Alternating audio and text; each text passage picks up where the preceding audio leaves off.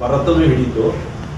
ಆಮೇಲೆ ನಮ್ಮ ಗಜೇಂದ್ರ ಇಂಥ ಆನೆಗಳನ್ನ ಹಿಡಿದ ಜಾಗ ಅದು. ದಿಗ್ಗಜರು ಅಂದರೆ ಈ ದಿಗ್ಗಜ ಅಂದರೆ ಇಲ್ಲೆಲ್ಲ ಫಿಲ್ಮ್ ಇಟ್ಕೊಂಡರಲ್ಲ, ಆ ಹೆಸರಲ್ಲ ಅದು ದಿಗ್ಗಜ. ದಿಗ್ಗಜ ಅಂತ ನಾನೊಂದು ಪದ ಹೇಳಿದ್ನಲ್ಲ, ಅದ್ರ ಬಗ್ಗೆ ಹೇಳ್ತೀನಿ. ದಿಗ್ಗಜ ಅಂದರೆ ದ್ವಾಪರ ಯುಗದಲ್ಲಿ ಶ್ರೀಕೃಷ್ಣನ ಕಾಲದಲ್ಲಿ ಒಂದು ನಂಬಿಕೆ ಇತ್ತು.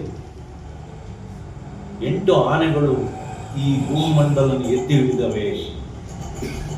8 ದಿಕ್ಕಿಂದ ಒಟ್ಟಿಗೆ 10 ದಿಕ್ಕು ಅಂತ ಹೇಳೋದು, 10 ದಿಕ್ಕು ಅಂತ.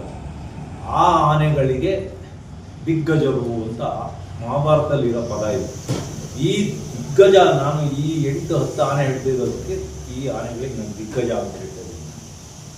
ಆ ದಿಗ್ಗಜರನ್ನ ಹಿಡಿದ ಕಾಡು ಅದು. ಆಮೇಲೆ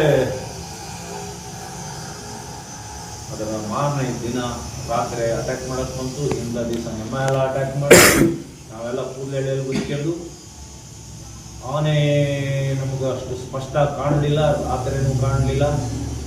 ಅದ್ರ ಹಿಂದ ದಿವಸ ಕಾಡಲ್ಲಿ ನಾನು ಅದ್ರ ತಲೆ ಒಂದಿಷ್ಟು ತಪ್ಪು ಕಪ್ಪು ತಲೆ ನೋಡಿದ್ದೆ ಬಿಟ್ಟರೆ ಬೇರೆ ಯಾರು ನಮ್ಮರಿಗೆ ಕಾಣಲಿಲ್ಲ.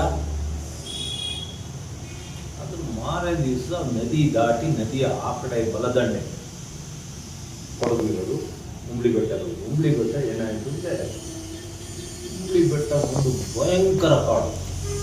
ಕಾಡು ಅಂದರೆ ಭಾರೀ ಮರಗಳು. ಆ ಮರಗಳ ಮೇಲೆಲ್ಲ ಬಳ್ಳಿಗಳು.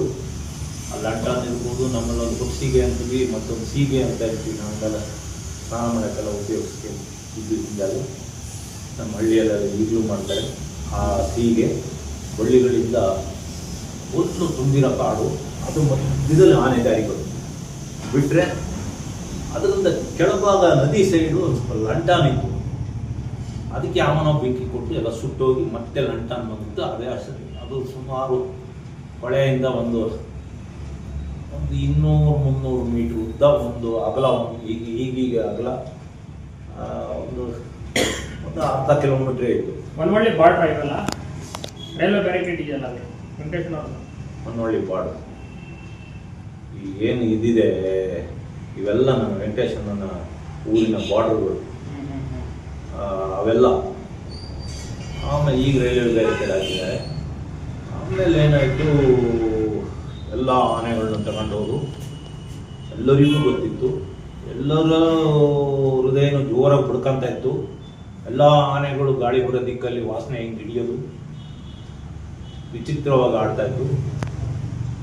ಇದ್ದಕ್ಕಿದ್ದಂಗೆ ನಮ್ಮ ಎದುರಿಗೆ ಸುಮಾರು 300